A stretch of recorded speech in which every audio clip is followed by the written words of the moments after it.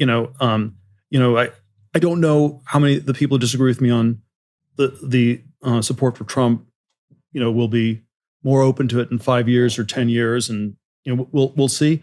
On the Gawker matter, I'm going to win that one, and I think that I think people understand that when it gets criticized by people in the media who have themselves are up against super challenged business models where they have to act in sociopathic ways to get clicks by their readers. Right. That this is just the game they have to play. And I think there's more of an understanding of this than you think, well, and therefore it's not quite what it looks. Well, but there's also a way in which in both of these cases there's the story. I think I was extremely disturbed by Gawker a decade and a half ago, because I think it was a really powerful thing at the time where it worked because people didn't understand how it worked. It was this hate factory, this scapegoating machine, but people didn't see it as such. And because of that, it was super powerful. Once you see how it works, once you understand it, it is less powerful. So, even had I not succeeded in the litigation against Gawker, I think it would be a weaker version of that today, because there are, of course, equally nasty things on the internet, but they're not as powerful because or as well organized. People can sort of there's more transparency into the bad motives, and people get it. And the hate factory only works when it's not perceived as such. Well, I think that there is a way in which some of this stuff is slowing down because people are getting tired of the constant state of beheading, figuratively, of people via their reputation. That we've moved from honest physical violence into reputational and economic violence against people that are considered undesirable. But I think that there's a story with both Gawker and Trump, which the rest of the world will never see, and I wouldn't have seen it if I hadn't been working with you. In the case of Gawker, I don't think anybody even knows the story about how much you sweated the ethics internally of how do I do this right? How do I make sure that I don't hurt anybody that I shouldn't be hurting? How do I make sure that this represents something narrow and not something broad? Which is a story, so far as I know, that hasn't been told. And then there's the story with Trump, where, I don't know if you remember this, when Trump won, you had a gathering at your house and you did not invite me. And I was so pissed at you that even though I was tooth and nail against Trump, and I remained really pretty close to a never Trumper, I knew why you did what you did. I knew that you felt that it was a reduction in violence. And I think that you had theories that nobody believed at the time. If I look out at this world, out through these windows, Trump has not changed mostly day-to-day life, except for the phenomena of Trump. But it's not, there isn't a policeman on every street corner with an automatic rifle. We're not in some sort of siege from the White House. And you said, I think much less is going to happen than people imagine. And I think we're going to be in a much less interventionist mode than we were previously. And whether or not you were right or you were wrong, and so far I think you've been borne out to be right on both of those points, I knew that you had an idea that we had to shake things up or we were going to be in some very dangerous situation. I had two speeches in 2016. One was at the Republican convention. One was at the Washington Press Club about a month before the election. And in both speeches, I underscored the ways in which I think Trump would represent a break from the interventionist, neoconservative, neoliberal foreign policies of Bush 43, that Obama still continued, and that Hillary was likely to would have been likely to continue. And I still think that that's roughly what's happened. It's not been as far away from interventionism as I would like, but it's directionally that's happened. And I think that I do think we're not going to go back to that on the Republican side, which is like a very important thing. We're not going to go back to the Bush foreign policy ever. Yeah, that was an important thing.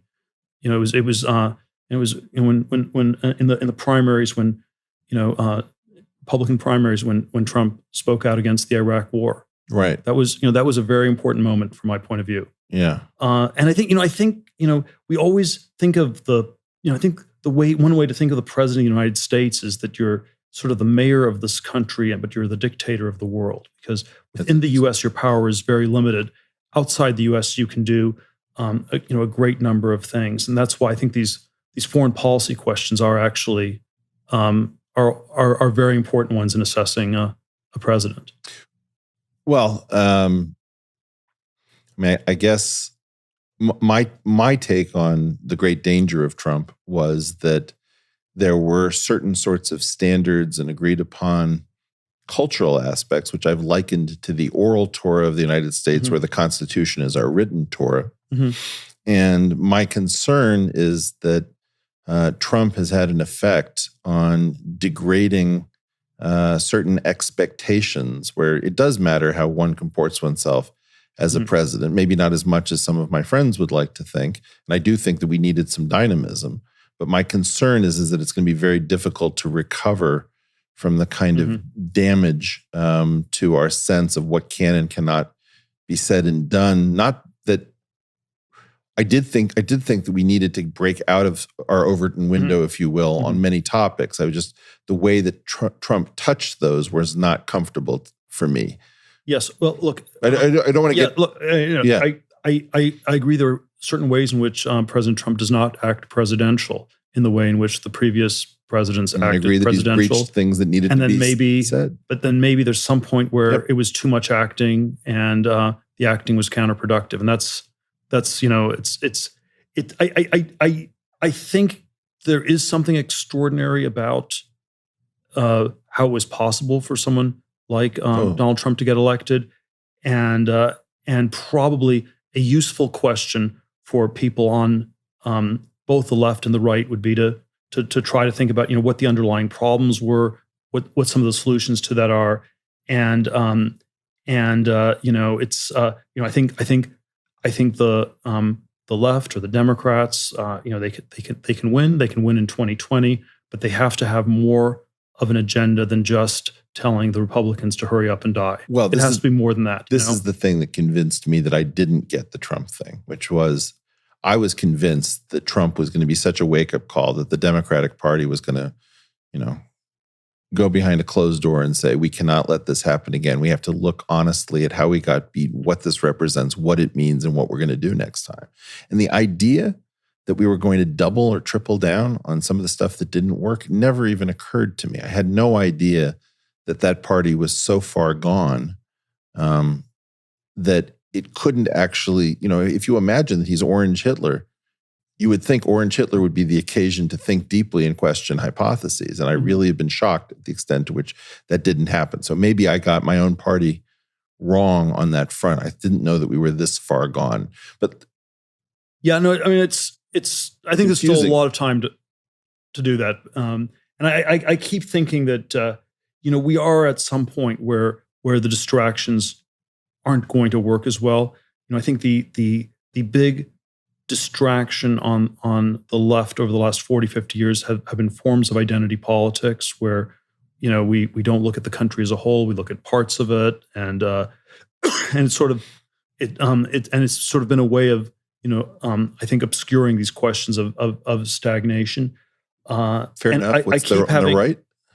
I would say the right wing distraction technique has been, I would say, something like American exceptionalism, which that's interesting. Which is this doctrine that the U.S. is this singular, exceptional country. It's so terrific, so wonderful. It does everything so incredibly well that you shouldn't ask any difficult questions, any questions at all. And it's if you want the it's I think it in theological or epistemological terms, you can compare it to the radical monotheism of the God of the Old Testament, where it means that God is so radically unique that you can't know anything about him. You can't talk about God's attributes. You can't say anything about him whatsoever. And if the United States is radically exceptional, then in a similar way, you can say nothing about it whatsoever. And there may be all these things on the ground that seem crazy, where we have people who are exceptionally overweight. We have We have subway systems that are exceptionally expensive to build. We have universities that are exceptionally sociopathic. I mean, you don't have the student debt problem in any other country. We have a trade regime that's exceptionally bad for our country, like no other country is as self-destructive as this. There are all these things that we somehow don't ask. So I think exceptionalism somehow led to this country that was exceptionally unself-aware, and that's very interesting. And so there's greatness is adjacent to exceptionalism, but it's actually still quite different because many countries can be great, and great is more. It's more a scale, and there's something you measure it against. It's multivariate. It's whereas exceptional, it's just completely incommensurate with anything else, and I think that's gotten us into a very, very bad cul-de-sac. And I think that there's a way in which that sort of exceptionalism has ended on the right, and we've moved beyond that. And I'm hopeful that in a similar way, the left will move beyond identity politics, even though right now it feels like the monster is flopping about more violently than ever. And even though I think it might be its death throes, but maybe not. Yeah, and it could be that it's gotten very strong, or it could be on its last legs, and it might as well go for broke. Yes.